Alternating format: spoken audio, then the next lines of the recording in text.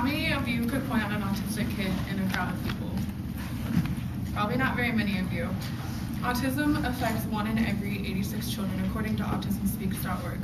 One of the ways you can pick out an autistic kid in a crowd is because of their mannerisms.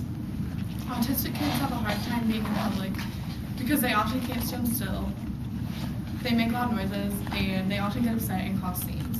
My cousin Timothy is one of those many unique kids. You could pick him out in a crowd for sure. However, service dogs make it easier for these unique kids to go out in public. Service dogs help autistic kids with behavioral skills, emotional awareness, and offer support with caretaking. First, service dogs help kids with behavioral skills in the classroom. According to Ms. Shaker, a teacher who works with autistic kids and has a service dog in her classroom, Ms. Shaker said that she was able to see that Shadow helped kids with their anxiety.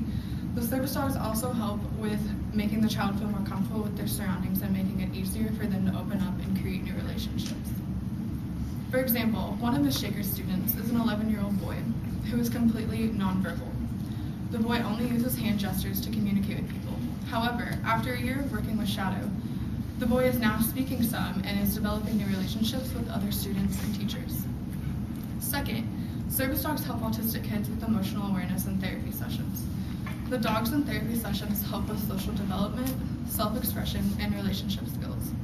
Having the service dog in their room during a therapy session helps the child focus more and helps them open up more to their therapist about how they've been feeling. Studies done by an organization called Animal Assisted Therapy have shown that having a service dog during therapy sessions is very helpful in the long run. The therapists have noticed that the child has fewer autistic tendencies, the kids were less distracted, and they were more willing to open up and engage in discussion. Third, service dogs help autistic kids feel more safe and help take some stress off of the caretakers.